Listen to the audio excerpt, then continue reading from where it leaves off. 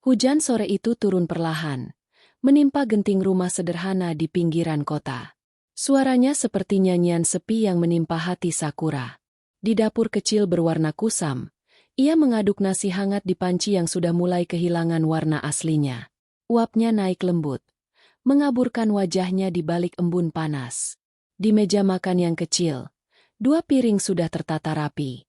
Satu berisi nasi putih, potongan tempe goreng yang sedikit gosong di tepi, dan beberapa potong ikan asin. Yang satu lagi hanya nasi dengan sambal dan irisan tomat seadanya. Itulah makan malam mereka malam ini, Sakura dan Nara. Anak kecil itu duduk di kursinya, menggoyang-goyangkan kaki mungilnya sambil bersenandung pelan. Wajahnya cerah, tak terlihat beban apapun. Rambut hitamnya dikuncir 2, dan matanya memantulkan ketulusan yang hanya dimiliki anak kecil yang belum tahu betapa keras dunia di luar sana. "Bunda, makanannya enak banget," kata Nara sambil tersenyum, menggigit potongan tempe kecil. "Kayak makan di restoran." Sakura tersenyum samar. Ia menatap anaknya dengan perasaan yang sulit dijelaskan antara bahagia dan nyeri.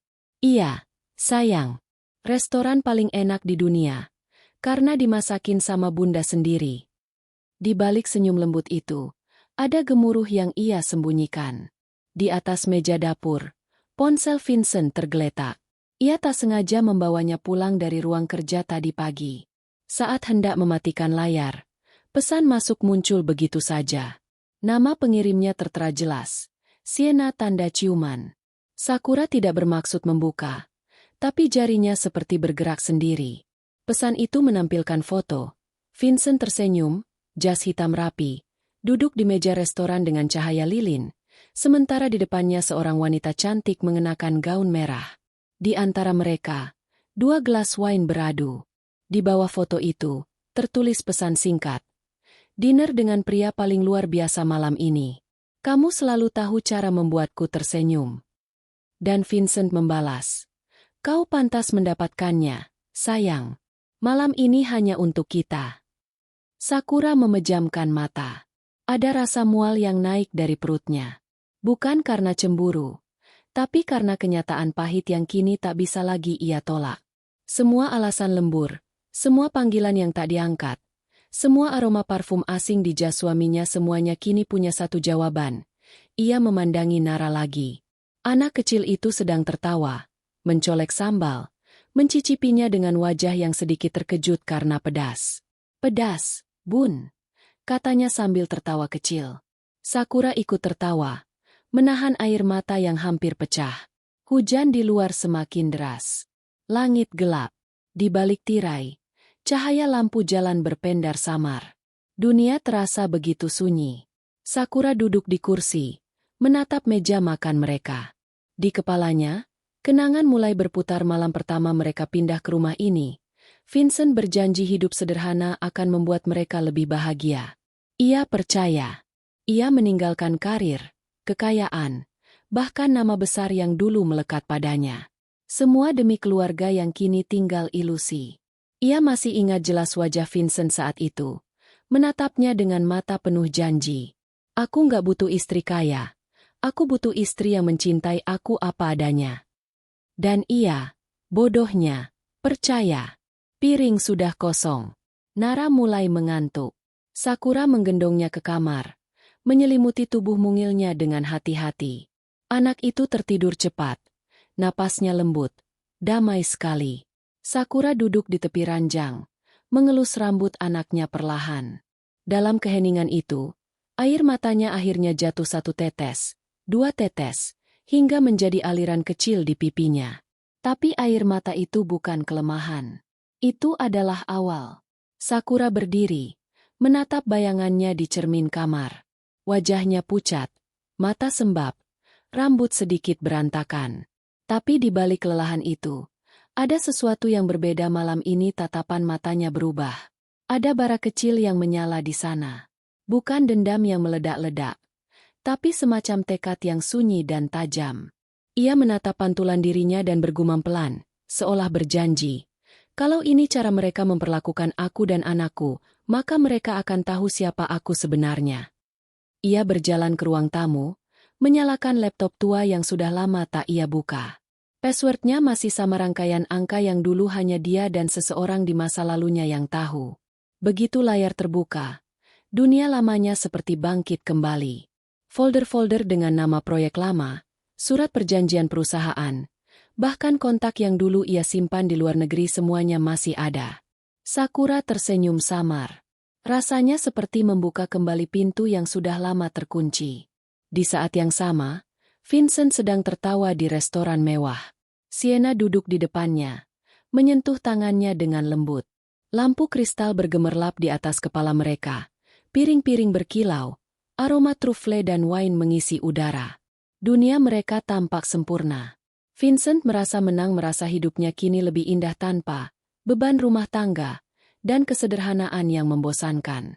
Ia tidak tahu bahwa di rumah, perempuan yang ia remehkan sedang menyalakan kembali sesuatu yang jauh lebih berbahaya daripada amarah, kecerdasannya, kekuatannya, dan seluruh masa lalunya yang pernah membuat banyak orang tunduk. Malam semakin larut. Hujan masih turun, tapi kini Sakura tak merasa sedih lagi. Ia menulis sesuatu di layar laptop, Project Lara Phase 1. Tangannya berhenti sejenak di atas keyboard. Ia menarik napas panjang, lalu mengetik baris pertama dari rencana besar itu. Tak ada lagi air mata. Yang ada hanyalah ketenangan.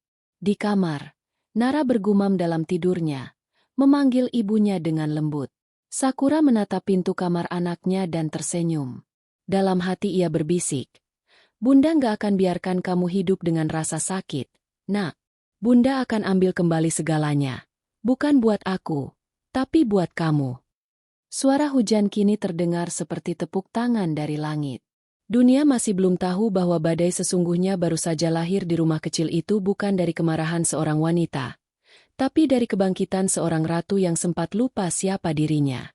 Dan malam itu, untuk pertama kalinya sejak lama, Sakura menatap keluar jendela dan tersenyum. Pagi itu matahari muncul malu-malu. Sinarnya menembus jendela rumah yang sederhana. Nara masih terlelap di kamarnya, memeluk boneka beruang lusuh pemberian ayahnya. Sakura berdiri di depan cermin kamar mandi, menatap wajahnya yang kini tampak berbeda. Garis lelah di bawah matanya mulai mengeras menjadi sesuatu yang lain, ketegasan. Ia bukan lagi perempuan yang semalam menangis di depan meja makan, tapi seseorang yang perlahan mengingat kembali jati dirinya yang selama ini ia kubur. Air dingin mengalir di wajahnya, membawa pergi sisa air mata yang semalam menempel di pipi. Di dalam dada, ada sesuatu yang berdenyut, bukan amarah, tapi kebangkitan. Ia sudah terlalu lama hidup dalam bayangan, menjadi istri penurut yang mematikan dirinya demi cinta. Sekarang, ia hanya merasa bodoh telah membiarkan dirinya terkubur begitu dalam. Selesai menyiapkan sarapan untuk Nara, Sakura duduk di ruang tamu dan membuka laptop tuanya lagi. Layar itu menampilkan logo kuno sebuah perusahaan internasional yang dulu identik dengannya, Mahendra Technologies. Nama itu dulu menggema di ruang-ruang rapat global, di media bisnis, di seminar-seminar besar. Ia adalah Sakura Mahendra, CEO termuda yang pernah menandatangani kontrak multimiliar dolar di usia 26 tahun. Namun semua itu hilang ketika ia menikah dengan Vincent Arka. Kala itu, cinta membutakannya. Ia percaya bahwa kebahagiaan tak diukur dari berapa besar kantor atau berapa banyak saham yang ia miliki.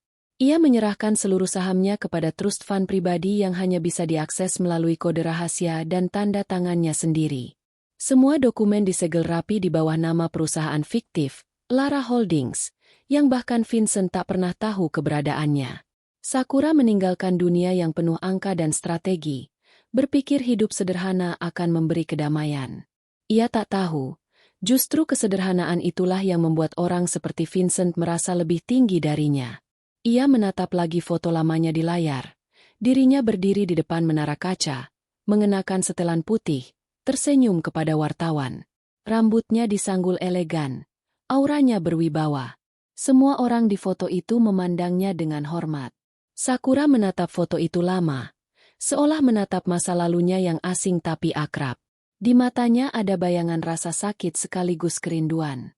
Lalu ia membuka email lama yang sudah bertahun-tahun tak disentuh. Pesan pertama yang muncul berasal dari nama yang dulu pernah sangat berarti. Rafael Lim, Legal Director. Subjeknya berbunyi, Confidential, Reactivation of Trust Account. Jari-jarinya bergetar sedikit.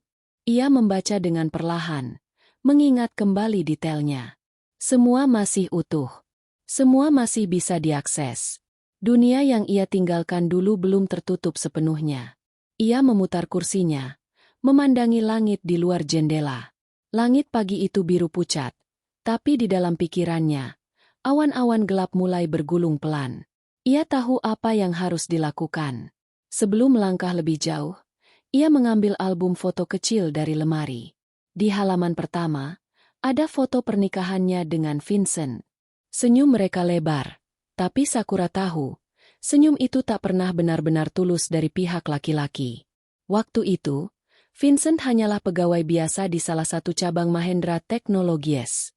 Ia mengenalnya lewat proyek amal perusahaan. Pria itu tampak jujur dan sederhana, berbeda dari rekan-rekan bisnisnya yang rakus dan penuh tipu daya. Vincent membuatnya percaya bahwa cinta bisa lebih berharga dari kekuasaan. Dan kini, ketika semua kebohongan itu terungkap, Sakura merasa dirinya kembali ke titik nol. Tapi bukan untuk menyerah melainkan untuk mulai lagi. Dari awal, dengan seluruh kekuatan yang dulu pernah ia punya. Telepon rumah berbunyi. Suara dari seberang sana adalah Vina, teman lama yang dulu bekerja sebagai asistennya. Suara itu lembut tapi terkejut. Bu Sakura? Saya hampir nggak percaya ini ibu. Saya pikir ibu udah nggak di dunia bisnis lagi. Sakura tersenyum kecil. Aku memang sempat hilang, Vin. Tapi sepertinya waktuku untuk kembali sudah datang. Percakapan mereka berlangsung singkat, tapi cukup untuk membuka banyak pintu. Vina masih bekerja di jaringan korporasi besar, dan tahu siapa yang naik, siapa yang jatuh, siapa yang sedang lapar kekuasaan. Sakura mencatat semua informasi itu rapi-rapi, dalam notepad kecil di sebelah laptop. Setelah telepon ditutup, ia menatap catatan itu dan berbisik pelan. Kalau kau pikir aku hanya wanita rumahan yang bisa disingkirkan, Vincent, kau salah besar. Di luar, suara kendaraan mulai memenuhi jalan. Sinar matahari menembus jendela, menyentuh meja di mana ponsel Vincent masih tergeletak, ponsel yang menjadi awal dari semuanya. Sakura mengambilnya, membuka lagi pesan dari Sienna, lalu menatapnya dengan senyum yang aneh, dingin tapi tenang. Ia tidak marah. Tidak lagi. Ia hanya berpikir betapa bodohnya mereka berdua bermain api di hadapan seseorang yang pernah menulis sendiri aturan permainannya. Malamnya, setelah Nara tertidur, Sakura membuka akun pribadi lamanya di jaringan internasional yang hanya bisa diakses dengan kode enkripsi tertentu. Butuh waktu beberapa menit, tapi akhirnya sistem mengenali identitasnya. Welcome back, Miss Mahendra. 3 kata itu membuat bulu kuduknya merinding. Ia menatap layar lama itu seolah bertemu kembali dengan bagian dirinya yang selama ini hilang. Di situ ada laporan keuangan, jaringan mitra, dan koneksi yang dulu ia tinggalkan tapi semuanya masih ada, menunggu perintahnya. Ia menulis pesan pendek kepada Rafael Lim. Rafael, aktifkan semua akun atas nama Lara Holdings. Jangan ubah identitas. Aku akan beroperasi di bawah nama Lara Corporation. Tak seorang pun boleh tahu siapa di baliknya. Termasuk Vincent Arka. Pesan terkirim. Sakura bersandar di kursi, memejamkan mata. Ia bisa mendengar detak jantungnya sendiri, tenang dan mantap.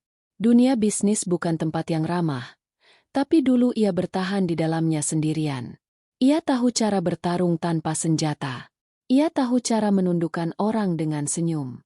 Ia tahu cara membuat musuh jatuh tanpa sadar telah kehilangan segalanya.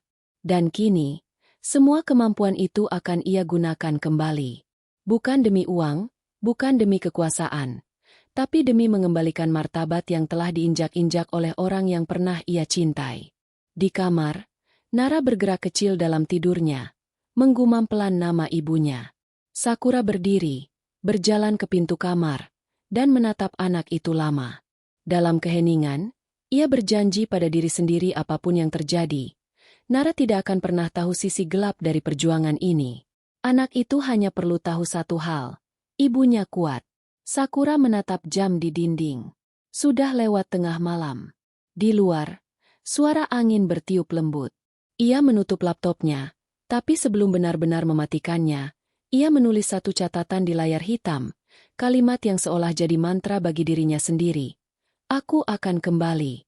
Bukan untuk membuktikan siapa aku, tapi untuk membuat mereka tahu siapa yang selama ini mereka remehkan.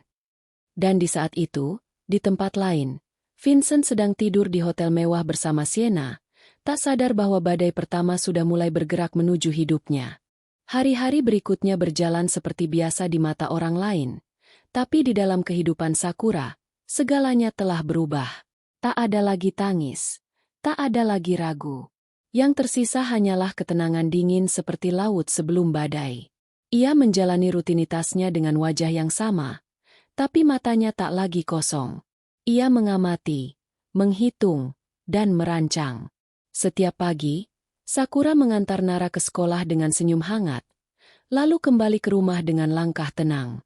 Tapi begitu pintu tertutup, dunia luar seakan hilang. Di balik tirai, ruang tamu sederhana itu berubah menjadi pusat kendali kecil. Laptopnya selalu menyala. Layar menampilkan grafik, catatan, dan pesan terenkripsi yang datang dari orang-orang lama yang kini kembali mengakui keberadaannya. Di meja kerjanya, ada sebuah buku catatan hitam. Halamannya penuh tulisan tangan rapi. Setiap baris mencatat pergerakan seseorang. 1 Selasa, pukul 19.30. Vincent dan Sienna di restoran El Amour. 2 Rabu, pukul 14. Mobil Vincent berhenti di apartemen Orchid Residence lantai 9. 3 Kamis, pukul 21. Telepon tak diangkat. Lokasi GPS menunjukkan arah ke Hotel Grand Adara. Sakura tidak pernah bertanya kepada Vincent lagi di mana ia berada. Tak ada gunanya.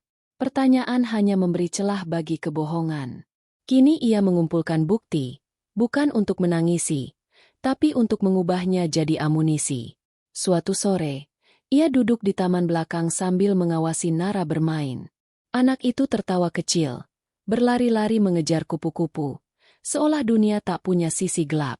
Sakura tersenyum melihatnya, tapi di hatinya ada perih halus luka yang tak terlihat siapapun. Luka yang tidak mengeluarkan darah, tapi menggerogoti perlahan. Luka yang membuatnya berjanji tak akan membiarkan anak itu tumbuh dalam kebohongan seperti ibunya. Sore itu, langit berwarna jingga. Sakura menatap awan dan tiba-tiba teringat malam-malam ia dulu menunggu Vincent pulang dengan hati cemas. Ia ingat bagaimana ia menyiapkan teh hangat, menatap jam, lalu mendengar langkah kaki yang lewat di depan rumah tanpa berhenti. Dulu ia menangis setiap kali pintu tak terbuka. Kini ia hanya tersenyum kecil mengingat kebodohan itu. Cinta, pikirnya, memang kadang seperti candu membuatmu rela kehilangan dirimu sendiri demi seseorang yang bahkan tak peduli. Malam itu, setelah Nara tertidur, Sakura kembali duduk di depan laptopnya. Folder baru terbuka di layar. Project Observation. Di dalamnya ada rekaman CCTV yang diambil dari beberapa titik di kota. Ia tidak melanggar hukum. Ia hanya tahu di mana harus menaruh mata dan telinga. Dengan bantuan seorang teman lama di bidang keamanan digital, Sakura kini bisa melihat kemanapun Vincent pergi. Ia menatap layar. Vincent dan Sienna berjalan berdua di koridor hotel.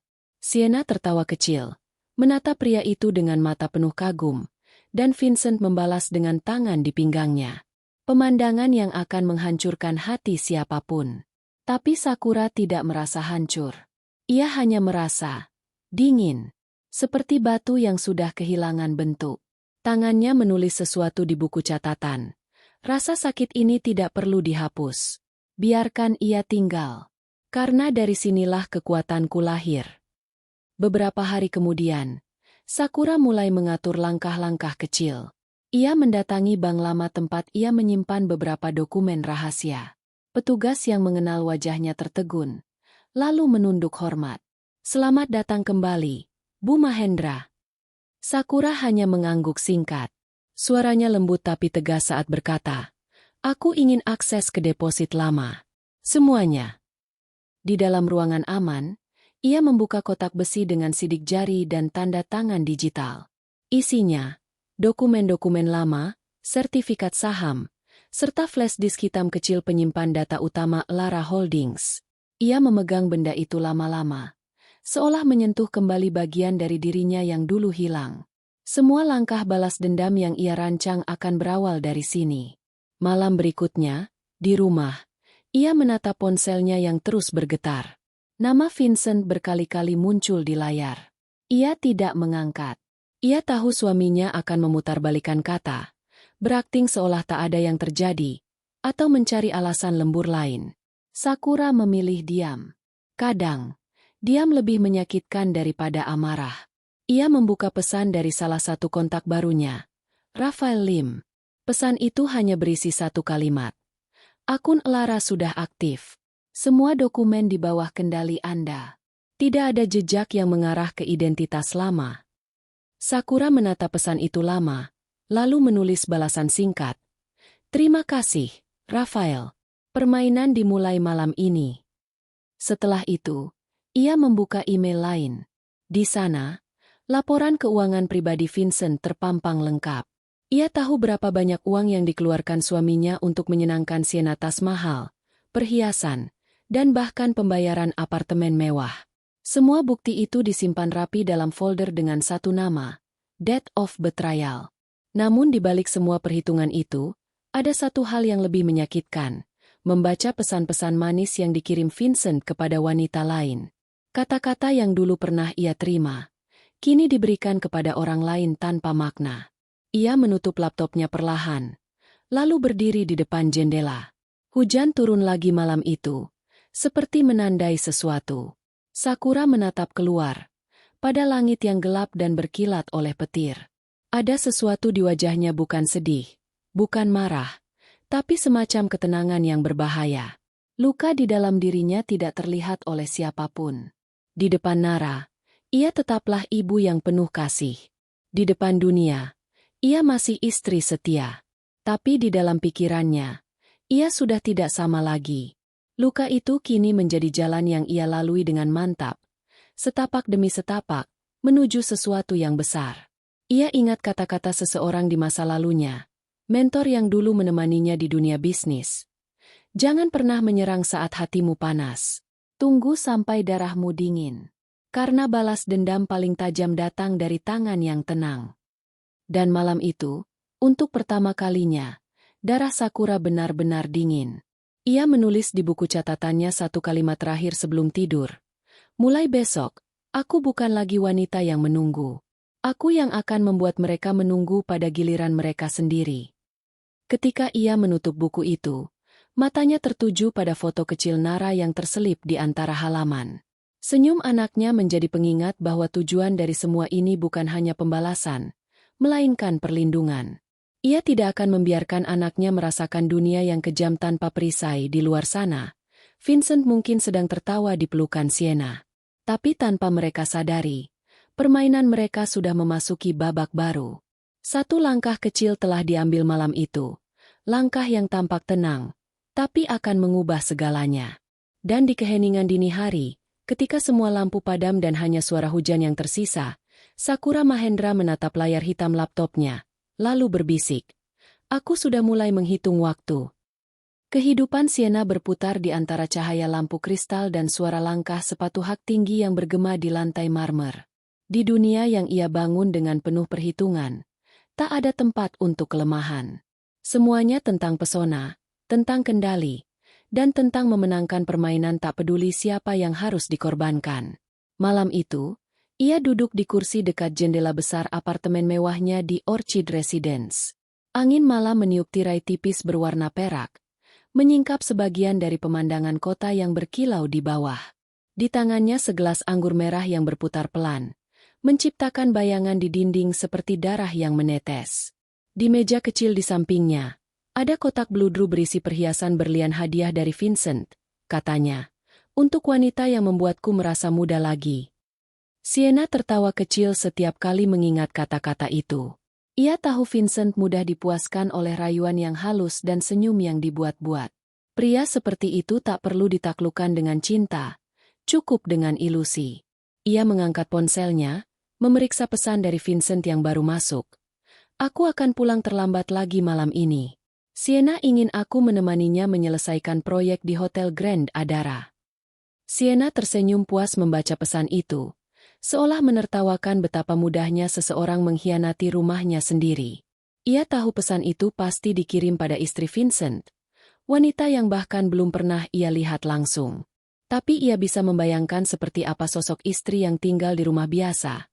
Mungkin dengan tangan yang lelah mencuci piring dan mata sembab karena menangis.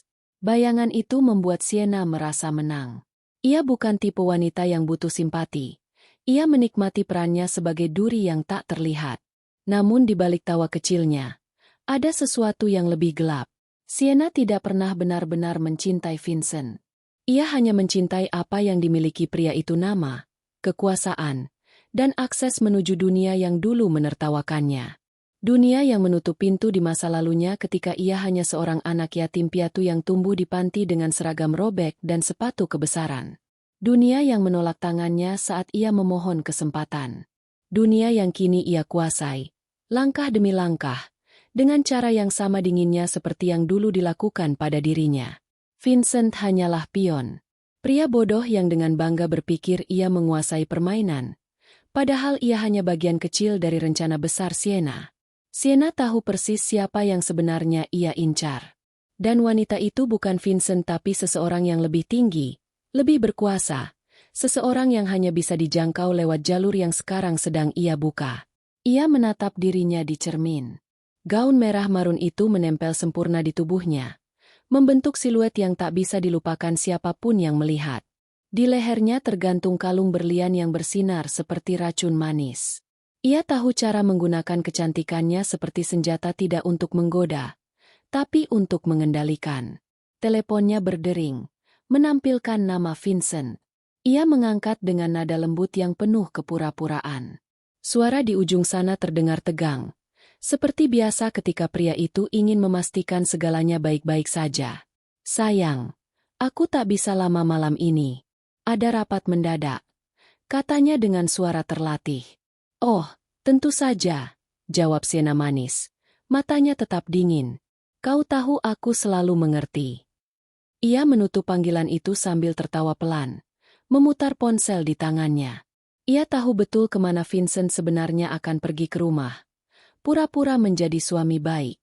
Tapi semua itu tak berarti apa-apa. Setiap kebohongan baru yang diucapkan pria itu hanya memperkuat cengkeraman Sienna. Malam berganti menjadi dini hari, dan apartemen mewah itu sunyi. Sienna membuka laptop di mejanya, memeriksa email dari seseorang yang selama ini menjadi mitra rahasianya, Leonard Faro, pengusaha bayangan yang terkenal dengan jaringan bisnis gelapnya. Pesan di layar sederhana tapi padat makna. Data dari Lara Holdings akan segera diambil. Pastikan Vincent tetap di bawah kendalimu hingga semua proses selesai. Jangan biarkan istrinya mencium apapun. Sienna membaca pesan itu berulang kali. Nama Lara muncul di situ, dan hatinya bergetar aneh. Ia pernah mendengar nama itu dulu, dari salah satu investor besar yang menghilang secara misterius. Lara Holdings, perusahaan besar yang konon bangkrut karena masalah internal bertahun-tahun lalu. Tapi kabar samar mengatakan, pemilik aslinya masih hidup, seorang wanita. Sienna meneguk anggurnya pelan. Ia tidak terlalu peduli siapa wanita itu. Tapi ada naluri yang berbisik di kepalanya bahwa semuanya terhubung lebih dalam dari yang ia kira. Keesokan harinya, Sienna menghadiri sebuah acara gala amal bersama Vincent. Kilauan lampu kristal menyinari gaunnya. Langkah-langkah para tamu berhenti sejenak setiap kali ia lewat. Ia tahu caranya membuat semua mata tertuju padanya. Di sisi lain ruangan, ia menangkap tatapan iri beberapa wanita, sementara para pria berusaha menyembunyikan ketertarikan mereka di balik senyum sopan. Vincent tampak bangga malam itu, seolah memamerkan piala yang baru dimenangkannya. Tapi Sienna tahu, ia hanya membiarkan dirinya dipamerkan sejauh itu karena tujuannya sudah hampir tercapai. Di tengah acara, seorang pria tua berjas hitam menghampiri mereka, wajahnya serius, tapi matanya tajam seperti pengamat. Anda Sienna, bukan? Katanya sopan. Saya mendengar Anda dulu pernah bekerja dengan tim finansial Lara Holdings. Pertanyaan itu menghentikan langkah Sienna sejenak. Jantungnya berdetak sedikit lebih cepat, tapi wajahnya tetap datar. "Oh, saya rasa Anda salah orang," jawabnya dengan senyum ringan. Pria itu menatapnya lama sebelum akhirnya tersenyum kecil dan pergi. Tapi di kepala Sienna, pertanyaan itu bergema. Lara lagi. Nama itu terus muncul, seperti bayangan yang menolak pergi. Sepulang dari gala, Sienna berdiri di balkon, menatap kota dari ketinggian. Angin malam meniup rambutnya, membuatnya terlihat seperti sosok di antara dua dunia, satu di puncak kemewahan, satu lagi di tepi jurang. Ia menatap ke bawah, pada jalanan yang jauh di bawah sana, dan berbisik, "Tak ada yang bisa menjatuhkanku. Tidak lagi."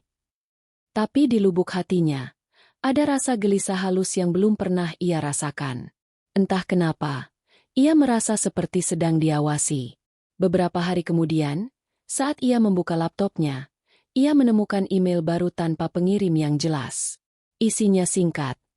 "Permainanmu indah, Sienna. Tapi kau bermain di papan yang bukan milikmu." Ia menatap layar lama. Jari-jarinya bergetar sedikit.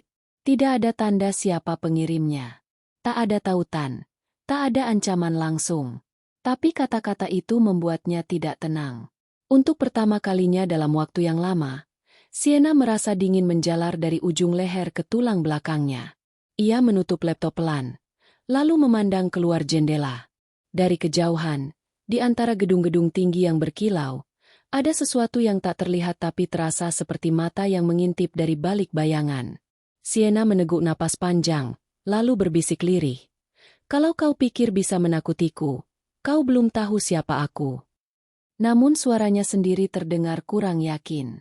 Di bawah cahaya malam, di puncak kota yang gemerlap, serigala berbulu mewah itu berdiri sendirian, indah, kuat, tapi tanpa sadar sudah berada di jalur yang akan membawanya langsung ke dalam perangkap yang sedang dirangkai oleh tangan yang lebih dingin darinya. Dan di suatu tempat di sisi lain kota, Sakura Mahendra tersenyum tipis menatap layar laptopnya, menulis satu catatan baru. "Sienna Alvarez. Target berikutnya sudah terpantau. Observasi. Hari ke-7. Reaksi awal gelisah. Tahap 1. Berhasil." Hari itu, langit Jakarta berwarna kelabu. Awan menggantung berat seolah menyimpan rahasia yang tak mau diungkap. Sakura duduk di kursi belakang mobil hitam yang melaju perlahan melewati Jalan Sudirman. Matanya menatap keluar jendela dengan pandangan tenang tapi tajam. Ia mengenakan gaun sederhana berwarna gading, rambutnya digelung rapi. Wajahnya tanpa riasan mencolok tampilan yang akan dengan mudah diabaikan siapapun. Tapi di balik kesederhanaannya, ada kekuatan yang hampir tak kasat mata. Hari ini, ia akan memasuki dunia yang pernah ditinggalkannya. Dunia yang kini dikuasai oleh nama-nama baru, salah satunya, Sienna Alvarez. Mobil berhenti di depan gedung tinggi bercermin biru tempat diadakannya konferensi investasi yang disponsori oleh Lara Holdings, perusahaan yang dulu miliknya, yang kini akan kembali berada di tangannya. Tak ada yang tahu bahwa pemilik sesungguhnya dari Lara adalah wanita yang berjalan perlahan memasuki lobi dengan langkah ringan, seperti bayangan yang menapaki masa lalu. Sakura masuk ruang konferensi, duduk di barisan tengah tanpa menarik perhatian. Matanya menyapu ruangan. Di depan, di meja pembicara, berdiri Vincent suaminya, dengan jas rapi dan senyum yang tampak sempurna. Di sampingnya, Sienna duduk dengan anggun, rambutnya tergerai, gaun hitamnya berkilau di bawah lampu. Mereka terlihat seperti pasangan ideal di mata banyak orang, pria sukses dan wanita elegan yang mempesona dunia bisnis. Tapi hanya Sakura yang tahu betapa busuknya fondasi di bawah panggung itu. Ia menatap keduanya tanpa ekspresi, tapi di balik ketenangan itu, pikirannya bekerja cepat. Setiap gerak Sienna, setiap kontak mata antara mereka berdua, setiap senyum pura-pura yang saling mereka tukar, semuanya ia amati dan simpan dalam ingatan seperti data berharga. Ketika acara selesai, Sakura tidak langsung pergi. Ia menunggu sampai Vincent dan Sienna melangkah keluar dari ruangan, lalu mengikuti dari kejauhan. Ia bukan penguntit, ia pemburu yang tahu kapan harus menampakkan diri. Sienna berjalan menuju ruang istirahat belakang gedung, memeriksa ponselnya sambil meneguk kopi. Dari cermin besar di dinding, Ia tak sadar bahwa seseorang tengah berdiri beberapa langkah di belakangnya. Sakura berdiri di sana, menatap pantulan Sienna di cermin. Dua wanita yang tidak saling mengenal, tapi terhubung oleh satu nama yang sama di hati seorang pria. Mata mereka bertemu bukan langsung, tapi lewat pantulan kaca. Sienna merasakan sesuatu dan berbalik pelan. Pandangannya bertemu dengan sosok wanita berwajah tenang itu. Tidak ada ancaman, tidak ada amarah, hanya ketenangan yang menimbulkan rasa aneh di dada. Sakura tersenyum kecil, senyum yang sopan tapi menyimpan sesuatu yang tak bisa dijelaskan. "Permisi," katanya lembut. Suaranya nyaris seperti bisikan. "Anda menjatuhkan ini." Ia memungut kartu nama kecil di meja kartu milik Sienna lalu menyerahkannya. Sentuhan jemari mereka singkat, tapi cukup untuk membuat Sienna merasakan dingin yang aneh, seperti disentuh oleh bayangan masa depan. Sienna mengangguk singkat, mengucapkan terima kasih, lalu berlalu dengan langkah tergesa. Tapi saat berjalan menjauh, entah kenapa dadanya terasa berat. Ia menatap kartu namanya sendiri, lalu berbalik sekilas. Wanita itu sudah tidak ada. Seolah hanya ilusi yang menembus kaca. Sementara itu, Sakura keluar dari gedung dengan langkah tenang. Ia tahu ia telah menanamkan sesuatu bukan ketakutan, tapi rasa tidak nyaman. Sienna adalah wanita yang hidup dari kendali dan rasa percaya diri. Maka yang paling berbahaya baginya adalah kehilangan kendali atas hal-hal kecil yang tampak tak berarti. Sakura tahu cara menanam benih ketakutan tanpa harus menyentuh langsung. Dan kini benih itu telah ditanam. Malamnya, Sienna tak bisa tidur. Di apartemennya yang seharusnya nyaman, suara jam dinding terasa terlalu keras. Ia menatap pantulan dirinya di cermin, tapi yang ia lihat bukan hanya wajahnya melainkan bayangan samar seseorang di belakangnya. Sosok wanita yang seolah menatap dari balik kaca. Ia menggeleng cepat, mencoba menghapus ilusi itu. Tapi setiap kali ia memejamkan mata, wajah tenang itu kembali muncul. Hari-hari berikutnya berjalan seperti biasa bagi Vincent. Ia tak menyadari perubahan kecil di sekelilingnya. Namun bagi Sienna, segalanya mulai terasa berbeda. Email pentingnya terlambat masuk, jadwal pertemuan kacau, dan beberapa klien besar tiba-tiba menarik diri dari kerjasama. Tak ada penjelasan yang jelas, hanya kesalahan kecil yang terasa disengaja. Sienna marah, tapi juga takut. Ia mulai mencurigai Leonard, mitra gelapnya, atau bahkan Vincent sendiri. Tapi di antara semua kemungkinan itu, ada satu hal yang terus menghantuinya wanita di konferensi itu. Tatapan mata yang seperti menembus lapisan luar dirinya. Ia tidak tahu siapa wanita itu, tapi rasa gelisahnya semakin menjadi. Di sisi lain kota, Sakura duduk di ruang kerjanya, menatap laporan yang baru masuk. Semua sesuai rencana. Beberapa aset Vincent sudah mulai terkunci secara perlahan melalui peraturan bisnis Elara yang kini kembali di bawah kendalinya. Vincent tidak tahu bahwa nama-nama perusahaan yang ia pikir milik investor asing sebenarnya dikendalikan oleh istrinya sendiri, wanita yang ia abaikan, yang kini mengendalikan jalannya dari balik tirai. Sakura menulis sebuah catatan di buku hitamnya. Tahap 2. Ganggu keseimbangan Sienna. Mulailah dari dalam, bukan dari luar. Ia menutup bukunya dan berjalan menuju kamar Nara. Anak kecil itu sudah tertidur dengan boneka di pelukannya. Sakura membenarkan selimutnya, lalu membelai lembut rambutnya. Di hadapan anaknya, wajah Sakura berubah lembut, berbeda jauh dari ketenangan tajam yang ia tampilkan di dunia luar. "Tidurlah, Nara," bisiknya pelan. "Ibu akan pastikan kau takkan pernah tahu artinya menangis karena kelaparan lagi." Setelah itu, ia menatap keluar jendela, pada cahaya kota yang berkilauan. Ia tahu permainan ini baru dimulai. Sienna akan mulai goyah, Vincent akan kehilangan arah, dan perlahan, semua kepura-puraan mereka akan runtuh satu persatu. Tapi Sakura tidak akan terburu-buru. Ia belajar dari masa lalunya bahwa kesabaran adalah bentuk kekuatan paling halus. Di tengah malam, di apartemennya, Sienna terbangun karena suara notifikasi laptopnya. Satu email masuk tanpa nama pengirim. "Berhati-hatilah dengan cerminmu, Sienna. Bayangan di baliknya bukan milikmu." Sienna menatap layar dengan jantung berdetak cepat. Ia mencoba mencari sumbernya, tapi tidak ada. Email itu menghapus dirinya sendiri setelah dibuka, meninggalkan layar kosong. Ia menatap cermin di depannya dan untuk pertama kalinya dalam hidupnya, ia menutupinya dengan kain. Sementara itu, di rumah sederhana di pinggiran kota, Sakura duduk tenang dengan secangkir teh di tangan. Ia membuka laptop dan menatap layar yang menampilkan pantulan wajah Sienna melalui kamera tersembunyi yang ia pasang secara halus dalam sistem keamanan apartemen mewah itu. Ia melihat Sienna menutup cermin dan menarik napas panjang penuh ketakutan. Sakura menatap layar itu lama, lalu menutupnya perlahan. Ia tidak tersenyum, tidak tertawa, hanya menghembuskan napas pelan seperti seseorang yang baru menyelesaikan langkah pertama dari tarian panjangnya. Malam terasa sunyi, tapi di dalam kesunyian itu, ada bisikan yang menggema di pikirannya. Kau sudah menyentuh cerminku, Sienna. Kini aku akan memecahkannya, hingga kau melihat siapa dirimu sebenarnya. Pagi itu, udara terasa berat. Langit tampak pucat, seperti kehilangan warnanya.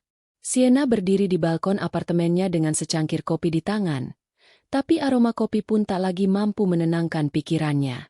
Semalaman ia tak bisa tidur. Bayangan wanita bergaun gading itu masih menari di kepalanya. Tatapan mata yang dingin namun tenang itu seolah menembus seluruh lapisan pelindung yang selama ini ia bangun.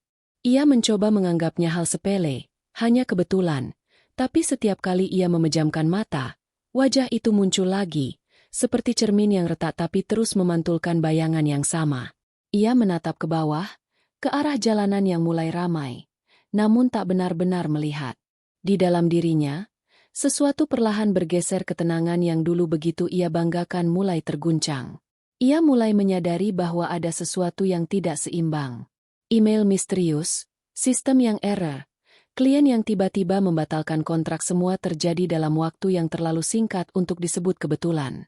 Tapi yang paling membuatnya gelisah adalah perasaan bahwa ada seseorang yang tahu setiap langkahnya. Seseorang yang mengawasinya tanpa terlihat. Vincent tidak membantu.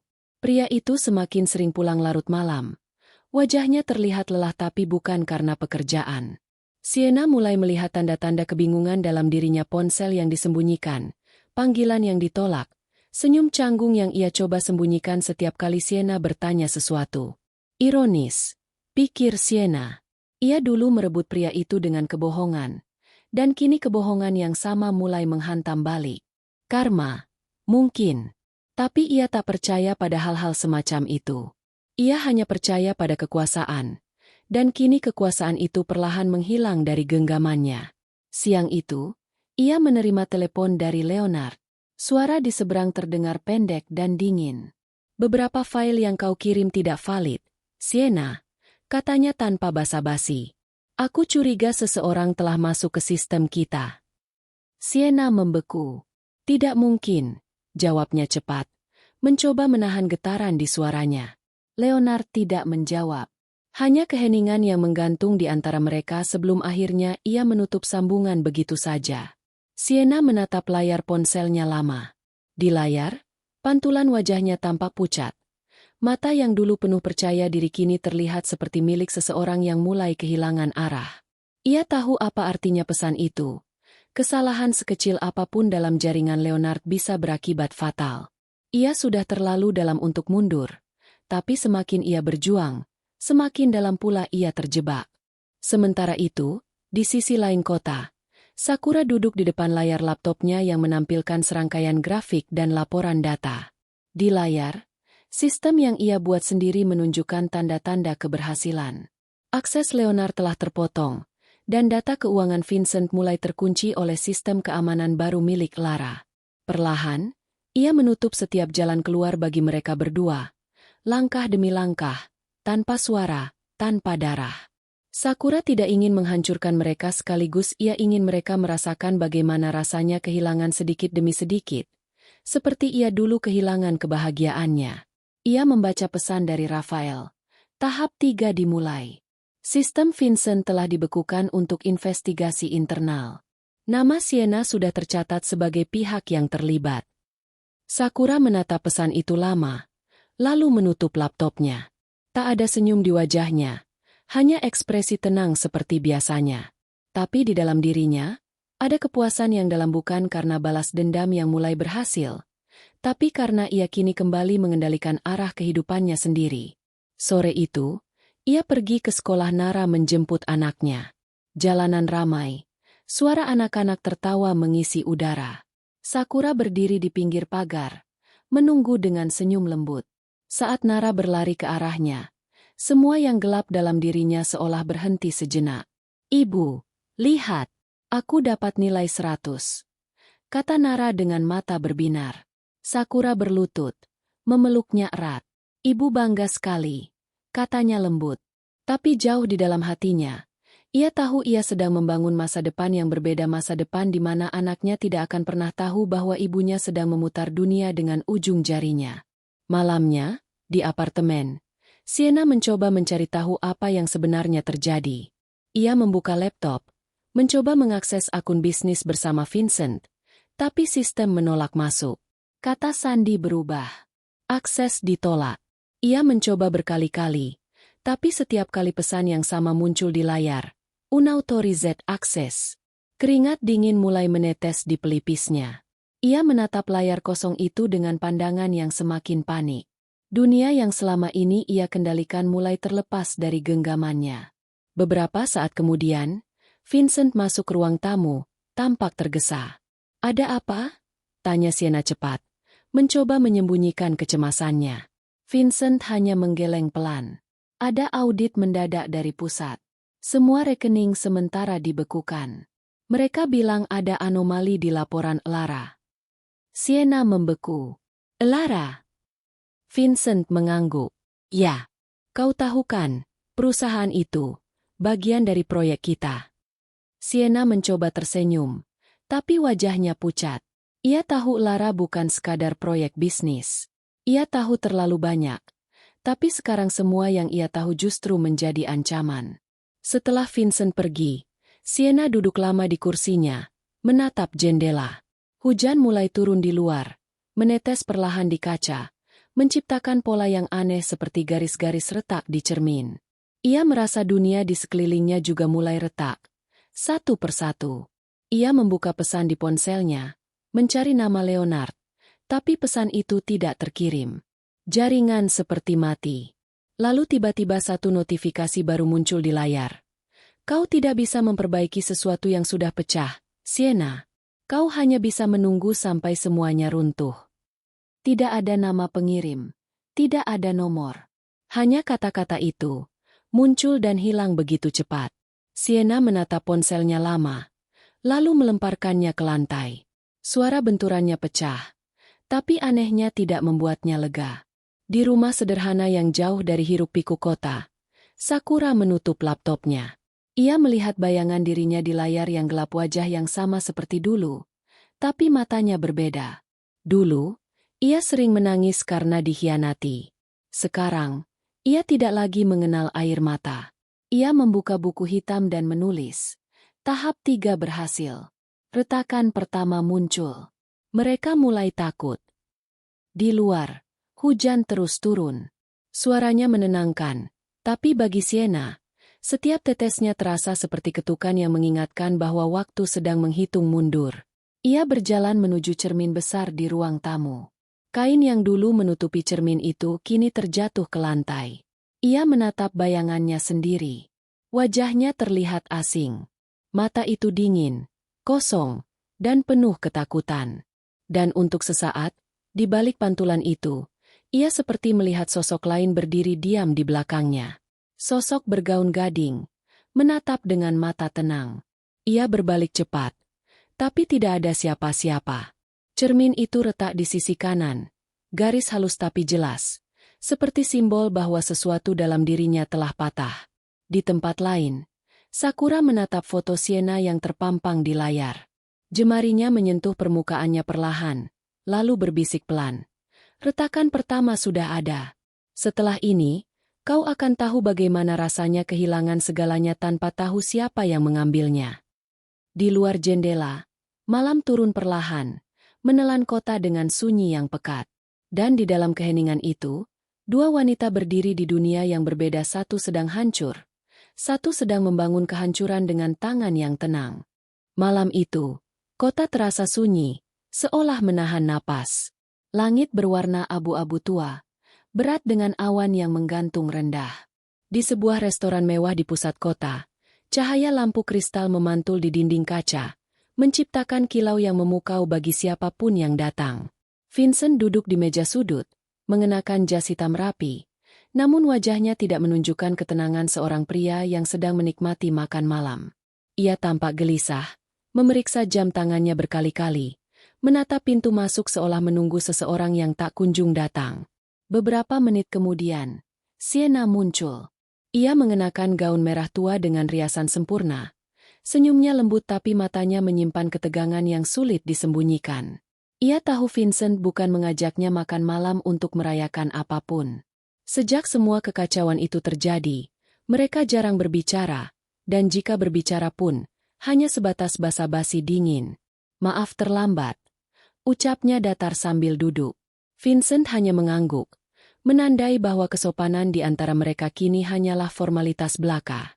Mereka memesan makanan tanpa banyak bicara. Suara alat makan beradu menjadi satu-satunya yang memecah kesunyian.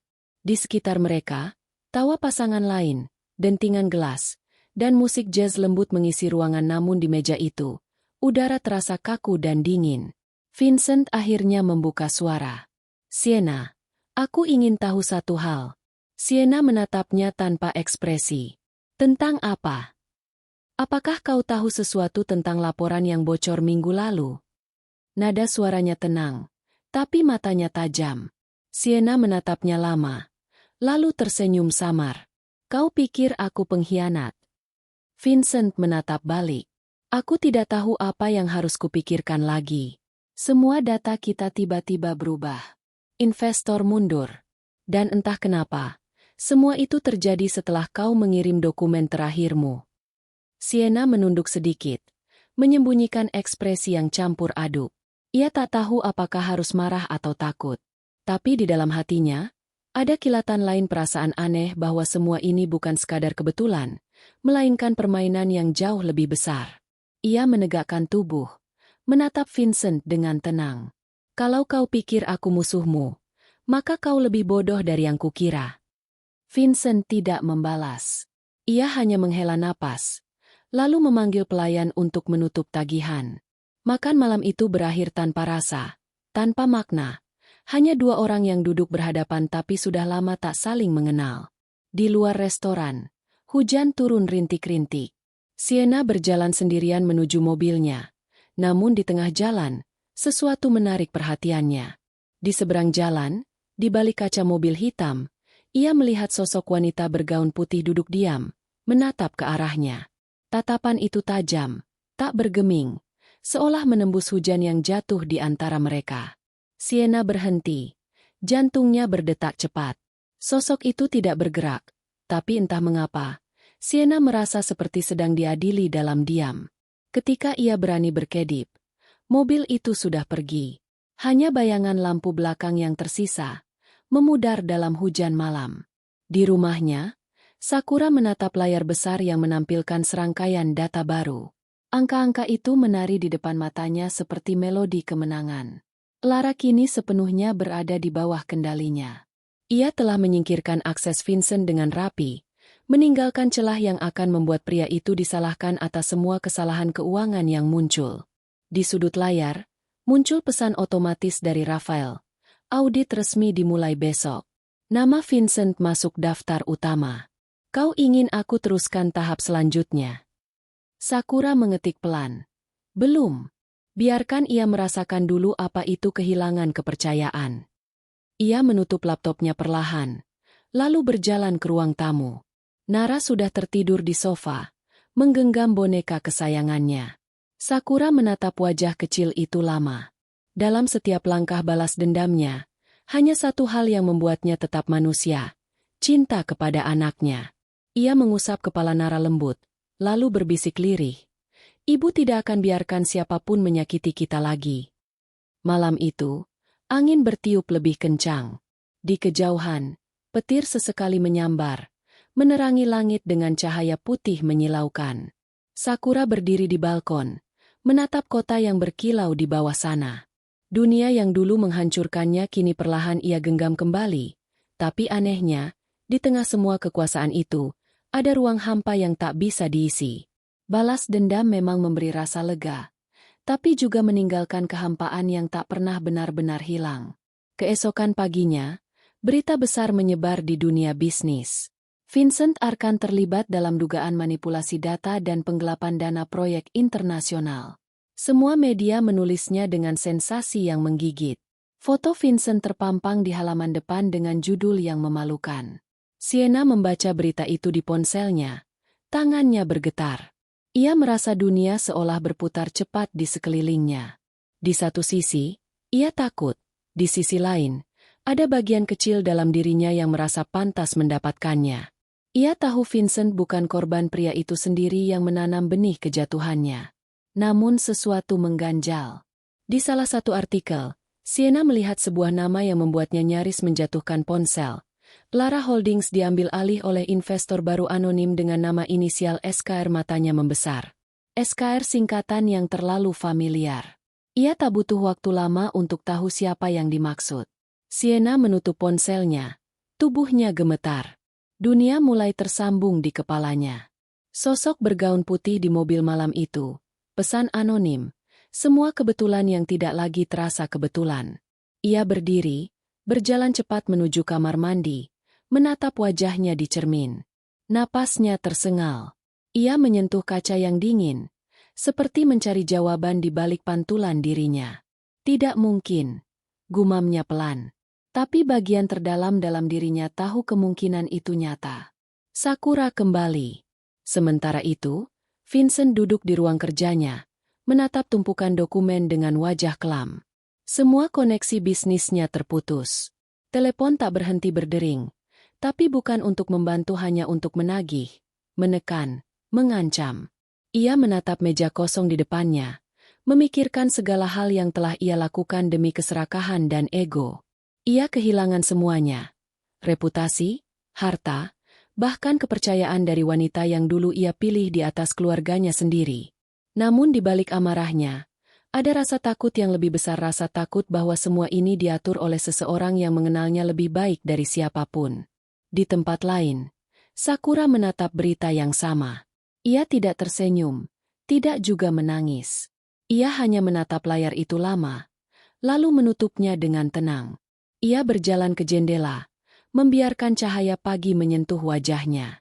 Udara terasa segar, tapi di dadanya, ada sesuatu yang mulai tumbuh, bukan lagi sekadar dendam, melainkan keinginan untuk menunjukkan siapa dirinya sebenarnya. Bukan Sakura yang dulu ditinggalkan dengan luka dan tangisan, tapi Sakura yang kini berdiri di puncak kekuatan, memegang kendali atas nasibnya dan mereka yang pernah menghancurkannya. Ia tahu permainan ini belum selesai. Masih ada langkah berikutnya, langkah yang akan membuat Vincent dan Sienna benar-benar berlutut, bukan hanya kehilangan harta, tapi juga kehilangan harga diri. Dan kali ini, ia tidak akan bersembunyi di balik bayangan. Sakura mengambil teleponnya dan menulis pesan singkat. Tahap 4. Buka jalan untuk pertemuan pertama. Aku ingin mereka tahu siapa yang mereka lawan. Kemudian ia menatap langit yang mulai cerah. Matahari naik perlahan, membelah awan. Tapi di balik sinar hangat itu, ada sesuatu yang dingin, api yang membakar diam-diam di balik elegannya dunia. Hari itu, untuk pertama kalinya, Sienna dan Vincent mulai sadar bahwa mereka sedang dikepung oleh kekuatan yang tak terlihat, kekuatan yang tahu semua rahasia mereka, dan kekuatan itu bernama Sakura, wanita yang dulu mereka rendahkan, tapi kini akan menjadi badai paling mematikan yang pernah mereka hadapi. Langit sore berwarna kelabu keperakan, seperti peringatan akan badai yang belum turun. Kota tampak sibuk, tapi di tengah hiruk-pikuk itu, ada satu mobil hitam berhenti di depan gedung tinggi dengan logo kaca berukir, Lara Holdings. Dari dalam mobil, Sakura menatap ke arah gedung itu tanpa ekspresi. Jemarinya yang ramping mengetuk ringan setir. Irama yang pelan namun penuh perhitungan. Setelah sekian lama, akhirnya ia datang untuk berdiri di tempat yang dulu menjadi simbol penghinaan dalam hidupnya, gedung yang dulu menampung semua keserakahan Vincent dan Sienna, semua air mata yang pernah ia telan dalam diam. Ia turun dari mobil perlahan. Langkahnya ringan, anggun, tapi setiap gerakannya mengandung ketegasan yang tak bisa disembunyikan. Gaun krem panjang yang ia kenakan berkibar lembut diterpa angin sore. Dari kejauhan, orang mungkin melihatnya seperti wanita bisnis kaya yang sedang berkunjung, tapi bagi mereka yang mengenalnya, aura dingin yang memancar dari matanya cukup untuk membuat siapapun menunduk. Di lantai atas gedung itu, suasana rapat darurat sedang berlangsung.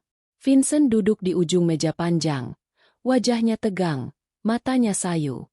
Di sekelilingnya, para petinggi dan pengacara berbisik dengan nada panik. Sienna duduk di sisi lain. Diam tapi jelas terlihat tidak tenang. Ia merasa seperti berada di ruang yang akan runtuh kapan saja. Laporan baru menunjukkan seluruh saham utama Lara kini berpindah tangan ke satu entitas tunggal bernama SKR Holdings. Vincent menatap layar proyektor. Wajahnya pucat. Siapa pemiliknya? Tanya dia dengan nada menahan marah. Tak ada yang menjawab. Seorang staf muda menatap dokumen di tangannya, lalu berkata lirih. Data kepemilikan bersifat rahasia. Tidak ada nama individu yang terdaftar, hanya inisial. Di dalam hati, Sienna tahu jawaban itu. Ia tahu, tapi tak berani mengucapkannya. Bayangan wajah itu, gaun putih, dan tatapan yang dulu menatapnya di parkiran semuanya muncul kembali di kepalanya. Ia menggenggam tangannya erat di bawah meja, berusaha menenangkan diri, tapi tubuhnya mulai gemetar. Ia tahu permainan ini belum berakhir. Ia tahu badai baru saja dimulai. Sementara mereka terjebak dalam kepanikan, lift di lantai dasar berbunyi lembut. Pintu terbuka, dan Sakura melangkah keluar. Setiap mata yang memandangnya di lobi berhenti sejenak, seolah waktu membeku. Tak ada yang tahu siapa wanita itu, tapi caranya berjalan membuat semua orang menyingkir tanpa disuruh. Langkah kakinya bergema lembut di lantai marmer. Suara sepatu haknya terdengar seperti detik waktu yang menuntun ke arah kehancuran. Ia menuju resepsionis, tersenyum tipis, dan hanya mengatakan satu kalimat pelan. Beritahu Vincent Arcand, pemilik baru Lara ingin menemuinya. Beberapa menit kemudian, ruang rapat di lantai 20 menjadi sunyi. Pintu terbuka perlahan. Semua kepala menoleh hampir bersamaan. Sienna menahan napas. Tubuhnya menegang. Vincent berdiri refleks. Matanya membulat ketika melihat siapa yang masuk. Wanita itu berjalan masuk dengan tenang. Langkahnya mantap. Sakura. Ia berhenti di ujung meja, menatap mereka satu persatu. Tak ada senyum di bibirnya. Hanya ketenangan yang justru terasa lebih menakutkan daripada kemarahan apapun. Halo, Vincent. Lama tidak bertemu, ucapnya pelan. Suaranya datar namun menggema di seluruh ruangan. Wajah Vincent berubah. Campuran kaget, bingung, dan rasa bersalah berbaur jadi satu. Sakura, kau. Sienna menatapnya kaku. Matanya tak percaya. Seluruh darah seolah meninggalkan wajahnya, membuat kulitnya pucat seperti kertas. Sakura menatap mereka berdua dengan pandangan tajam namun tenang. Aku tidak datang untuk bernostalgia. Aku datang karena mulai hari ini, semua yang kalian bangun, sudah menjadi milikku. Ia meletakkan sebuah map di atas meja. Dalam map itu, ada dokumen kepemilikan saham, akta perubahan kepemilikan, dan surat resmi dari lembaga keuangan yang menyatakan pengambil alihan Lara sepenuhnya oleh SKR Holdings. Tanda tangan resminya tertera di bawah, Sakura Kaede Reinhardt. Nama yang sama yang dulu terhapus dari semua dokumen perusahaan oleh tangan Sienna sendiri. Ruangan itu sunyi. Tidak ada yang berani bicara. Hanya suara jam dinding yang terdengar pelan. Menghitung waktu seolah menikmati pemandangan dua orang yang sedang kehilangan segalanya. Sienna berusaha bicara, tapi suaranya nyaris tak keluar. Bagaimana? Kau bisa? Sakura menatapnya dingin. Aku belajar dari orang terbaik. Dari kalian. Kalimat itu sederhana, tapi tajam seperti pisau. Sienna menunduk, tak sanggup menatap balik. Vincent mencoba bersikap tenang, tapi tangannya mengepal kuat di sisi meja. Ini gila. Sakura, kau tidak bisa begitu saja datang dan... Sakura memotong tanpa menaikkan nada suaranya. Aku tidak datang begitu saja, Vincent. Aku datang setelah kalian menghancurkan semuanya.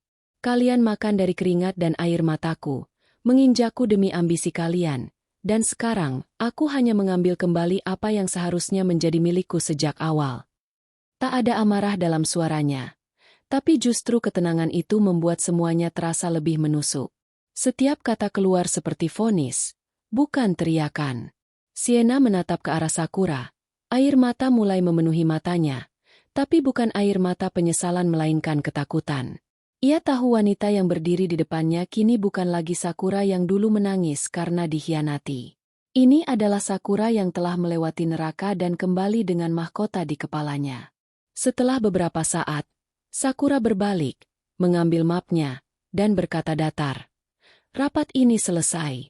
Mulai besok, semua keputusan ada di tanganku. Dan satu hal lagi. Ia menatap Sienna lurus-lurus.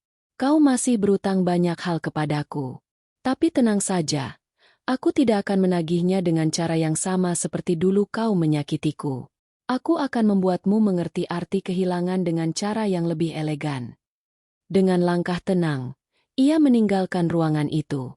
Pintu tertutup di belakangnya, meninggalkan keheningan yang lebih menusuk daripada teriakan. Vincent duduk kembali. Wajahnya kehilangan warna. Ia tahu ia baru saja kalah, bukan hanya secara bisnis, tapi secara moral.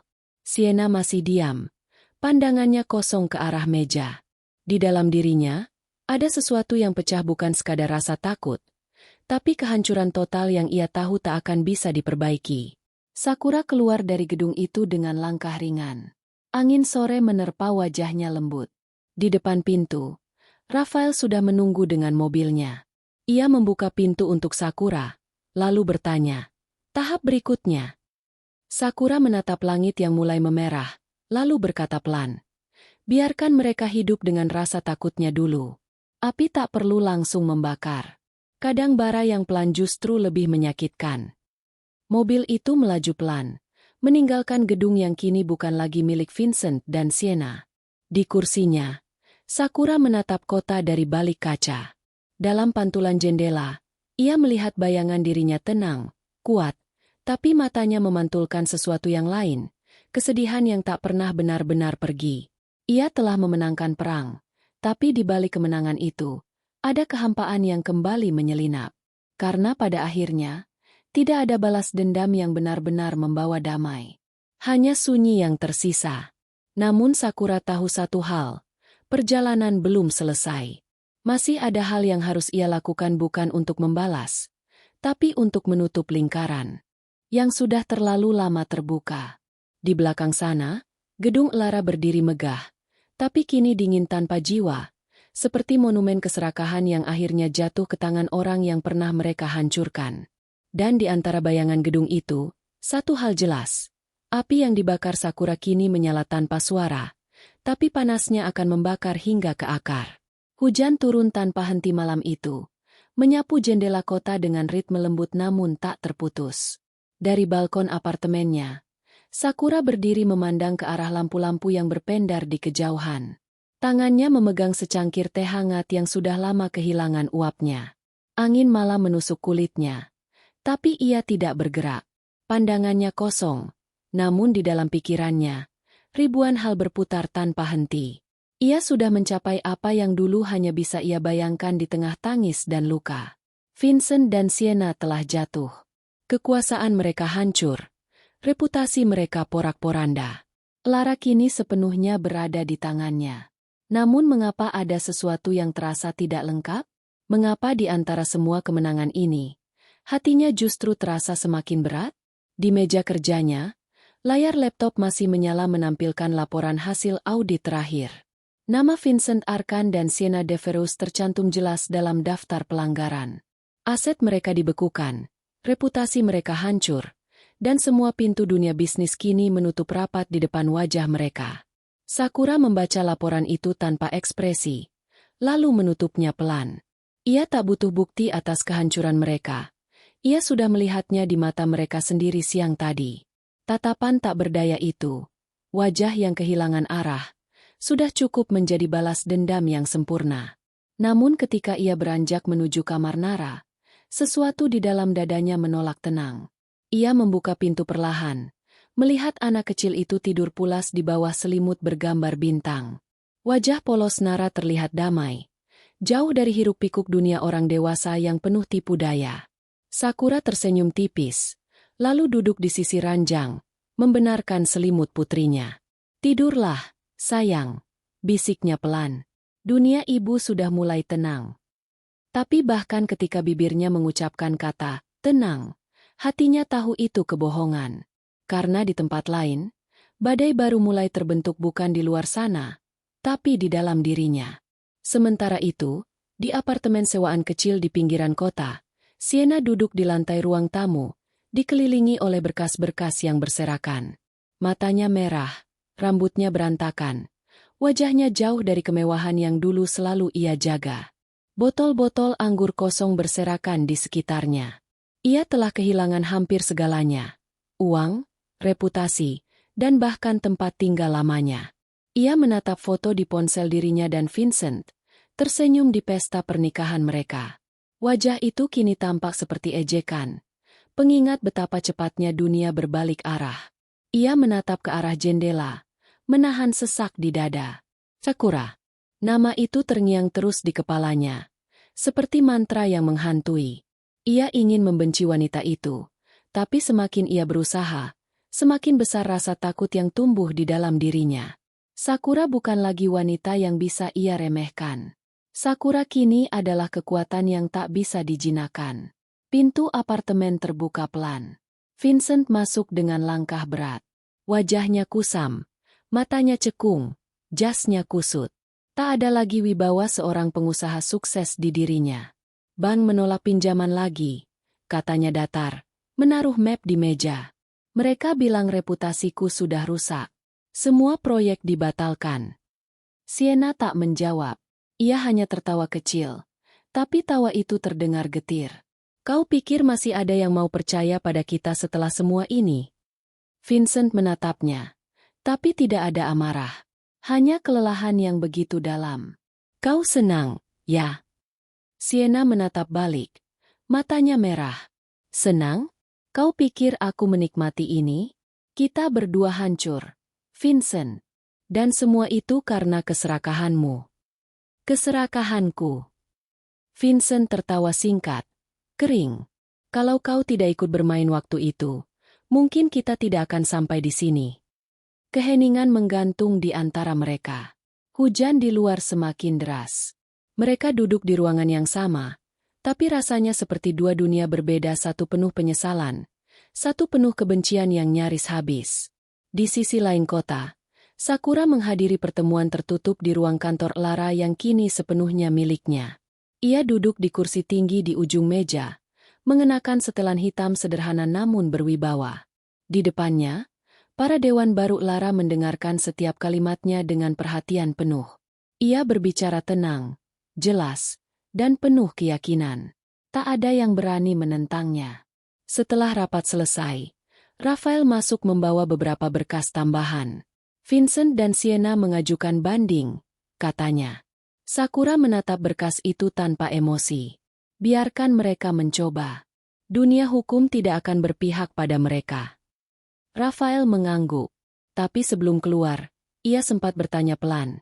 "Kau yakin masih ingin melanjutkan semuanya sejauh ini? Kau sudah menang, Sakura."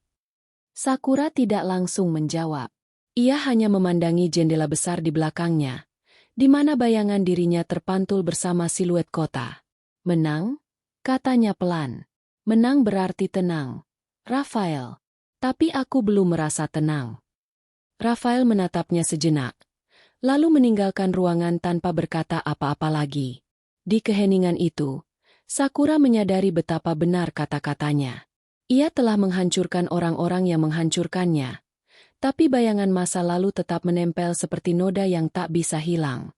Ia berjalan ke arah jendela, menatap ke bawah, ke jalanan yang basah oleh hujan. Orang-orang berlalu lalang, sibuk dengan kehidupannya masing-masing, tanpa tahu bahwa di atas sana ada seseorang yang sedang berperang melawan dirinya sendiri. Dalam pantulan kaca, ia melihat wajahnya dingin, tapi matanya memantulkan sesuatu yang samar, rasa bersalah. Ia membisikkan sesuatu pelan, nyaris tanpa suara. Mungkin aku sudah terlalu jauh. Namun sebelum ia bisa menenggelamkan diri dalam pikiran itu, ponselnya bergetar. Pesan masuk tanpa nama pengirim. Hati-hati, Sakura. Kadang bara yang kau nyalakan bisa membakar lebih luas dari yang kau inginkan. Ia menatap pesan itu lama. Dahinya berkerut. Siapapun pengirimnya, mereka tahu terlalu banyak. Ia segera mematikan ponsel dan berjalan menuju ruang arsip, mencoba menenangkan pikirannya, tapi perasaan tidak nyaman terus menghantui.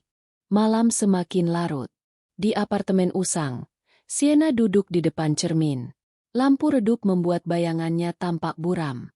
Ia menyisir rambutnya pelan, tapi setiap kali melihat pantulan dirinya, yang ia lihat hanyalah kehancuran. Suara Vincent terdengar samar dari kamar sebelah, berbicara sendiri dalam amarah dan keputusasaan. Ia tahu pria itu diambang kegilaan. Dan mungkin, dirinya juga tak jauh berbeda. Tiba-tiba, ia teringat satu hal kotak kecil di lemari bawah, berisi salinan file rahasia yang dulu mereka curi dari Elara. Ia berlari ke lemari, menarik kotak itu keluar dengan tangan gemetar. Di dalamnya, ada satu flash disk berwarna perak. Ia menatap benda kecil itu lama. Matanya berkilat. Mungkin ini caranya, gumamnya pelan. Mungkin ini bisa membuatnya jatuh. Lagi. Di kejauhan, Sakura duduk di ruang kerja, menatap langit yang mulai gelap. Ia tak tahu bahwa pada saat yang sama, seseorang sedang menyiapkan langkah untuk membalikan keadaan. Dendam yang ia pikir sudah di tangannya kini mulai berubah arah, berbalik perlahan seperti bara yang tertiup angin. Di luar, petir menyambar, memantulkan cahaya putih di wajahnya. Ia menatap keluar jendela, dan untuk sesaat, ia merasa seperti melihat bayangan dirinya sendiri berjalan di jalanan seberang dingin, tanpa arah, namun terbakar oleh sesuatu yang sama, dendam yang belum mati. Dan malam itu, di bawah hujan yang tak kunjung berhenti, dunia mereka bertiga mulai berubah arah. Dendam bukan lagi tentang siapa yang menang atau kalah. Dendam telah menjadi bara yang tak bisa dipadamkan, membakar apapun yang tersentuhnya bahkan tangan yang menyalakannya sendiri. Langit pagi berwarna kelabu, seolah enggan menampakkan mentari. Embun menempel di kaca jendela kantor Elara yang kini sepenuhnya milik Sakura. Di ruangan itu, ia duduk sendiri di kursi tinggi, menatap tumpukan berkas yang belum tersentuh. Matanya lelah, namun pikirannya menolak berhenti. Dunia luar melihatnya sebagai sosok sempurna pemimpin muda yang kuat, bijak, dan tak tersentuh. Tapi di balik dinding itu, ada seorang perempuan yang mulai merasakan keletihan mendalam dari semua yang ia menangkan. Rafael baru saja masuk, membawa secangkir kopi. Semua sudah beres, katanya tenang. Penyelidikan internal selesai. Tak ada lagi ancaman dari pihak Vincent. Sakura mengangguk pelan, tapi tidak menatapnya. Tangannya memainkan pena, memutar pelan di antara jemari. Kau yakin? Ya. Semua akses mereka sudah diblokir. Mereka tidak punya kekuatan lagi. Sakura tersenyum samar, tapi senyum itu dingin. Kekuatan, lucu ya. Dulu aku pikir kalau aku punya itu, aku akan merasa aman. Nyatanya, yang tersisa hanya kehampaan. Rafael ingin berbicara, tapi urung. Ia tahu, kata-kata tidak akan bisa menembus benteng yang kini mengelilingi hati perempuan itu. Ia meninggalkan ruangan perlahan, membiarkan Sakura sendiri. Begitu pintu tertutup, keheningan kembali menyelimuti ruang besar itu. Sakura berdiri dan berjalan menuju jendela. Dari lantai atas gedung, ia bisa melihat lalu lintas kota yang padat. Orang-orang kecil yang bergerak tanpa tahu betapa keras dunia di atas mereka saling menghancurkan. Ia menatap pantulan dirinya di kaca perempuan dengan mata tajam. Namun di dalamnya ada kesedihan yang tak pernah benar-benar padam. Kadang ia merasa seolah semua ini hanya lingkaran yang sama. Dikhianati, membalas, menang, lalu hampa. Ponselnya berbunyi pelan di meja. Sebuah pesan masuk tanpa nama pengirim. Aku ingin bertemu. Hanya sekali ini. Aku tahu sesuatu yang belum kau ketahui. Sakura menatap pesan itu lama. Ia tahu siapa yang menulisnya, Sienna. Jantungnya berdetak cepat. Tapi bukan karena takut. Lebih karena rasa ingin tahu yang tak bisa ia bendung. Apalagi yang bisa Sienna lakukan? Bukankah semuanya sudah selesai? Namun di dalam dirinya, ada naluri yang berbisik. Sesuatu belum benar-benar usai. Kafe tua di pinggiran kota itu sepi ketika Sakura tiba. Hujan turun gerimis, membuat suasana terasa suram. Di sudut ruangan, Sienna sudah duduk menunggunya. Perempuan itu tampak jauh berbeda dari dulu. Wajahnya pucat, matanya cekung, tapi masih ada sisa keanggunan yang sulit dihapus waktu. Sakura duduk di hadapannya tanpa sepatah kata. Pelayan datang membawa 2 cangkir kopi, lalu pergi meninggalkan mereka dalam diam yang panjang. Sienna membuka tasnya, mengeluarkan sebuah flash disk kecil dan menaruhnya di atas meja. Ini yang tersisa dari semua kekacauan itu, katanya pelan. Bukti bahwa bukan hanya Vincent yang mengkhianatimu waktu itu. Sakura tidak bereaksi. Ia menatap benda itu dengan dingin. Permainan apa lagi ini? Bukan permainan. Sienna menatapnya. Matanya lembut, namun menyimpan sesuatu yang dalam. Aku tahu aku salah. Aku tahu aku pantas menerima semua ini. Tapi kau harus tahu satu hal, tidak semua yang terjadi waktu itu murni ulah Vincent. Ada seseorang lain yang ikut bermain. Sakura mengernyit. Siapa? Sienna menghela napas panjang, lalu menatap keluar jendela. Ayahmu. Kata itu menggema di kepala Sakura seperti petir yang menyambar tiba-tiba. Ia terpaku, seolah udara di sekelilingnya lenyap. Ayahku sudah meninggal, katanya datar. Namun suaranya bergetar. Sienna menggeleng. Dia tidak mati begitu saja. Dia tahu Vincent dan aku sedang mendekatimu, dan dia memanfaatkannya. Ia menjual saham Lara, membuatnya tampak seperti ulah kami. Semua itu bagian dari rencananya agar kau jatuh supaya dia bisa menguasai kembali perusahaan yang dulu miliknya. Sakura membeku. Dunia seolah berhenti berputar. Ia ingin menyangkal. Tapi Sienna menatapnya dengan kejujuran yang tak bisa dipalsukan. Dia takut padamu, Sakura. Dia tahu kau bisa lebih besar darinya. Itulah sebabnya ia membiarkan kau hancur waktu itu. Air mata Sienna jatuh pelan. Aku menyesal karena ikut dalam permainan itu. Tapi aku tidak bisa kembali ke masa lalu. Aku hanya ingin kau tahu kebenarannya sebelum semuanya terlambat. Sakura menatap meja. Pandangannya kabur. Ia mendengar suara hujan, napasnya sendiri, dan detak jantung yang tak beraturan. Semua dendam yang ia kumpulkan selama ini terasa seperti bangunan rapuh yang runtuh dalam sekejap. Ternyata ia tidak pernah benar-benar tahu siapa musuhnya. Ia berdiri perlahan, mengambil flash disk itu. Terima kasih, katanya singkat, lalu beranjak pergi tanpa menoleh lagi. Sienna hanya memandanginya hingga pintu tertutup. Kemudian menatap keluar jendela. Hujan turun semakin deras, seolah langit pun menangisi sesuatu yang sudah terlambat untuk diselamatkan. Malam itu, Sakura duduk di ruang kerja rumahnya. Flash disk itu terpasang di laptop, menampilkan file demi file berisi dokumen transaksi lama. Dan di sana, tertulis jelas tanda tangan ayahnya. Tertanggal di masa ketika ia masih mempercayai semuanya. Tangannya gemetar. Air matanya jatuh tanpa ia sadari. Ternyata selama ini, luka yang ia balas dengan begitu kejam bukan hanya berasal dari pengkhianatan suami dan pelakor.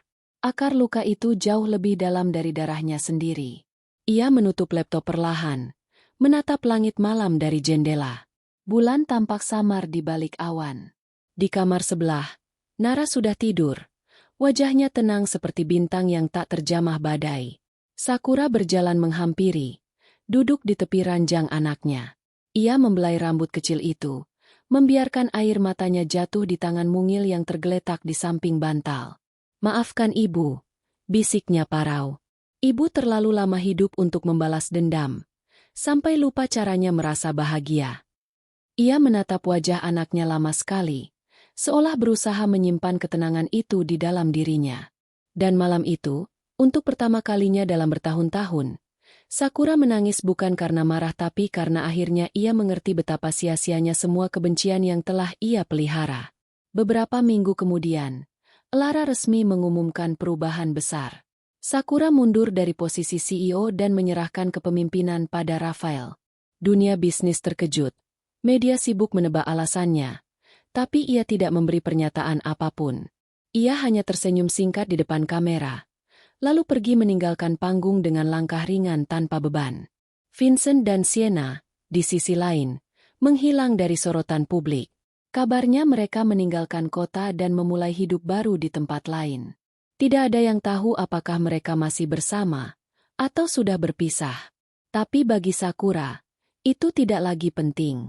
Beberapa bulan kemudian, ia terlihat di sebuah kota kecil di tepi laut, membuka kafe sederhana bersama Nara.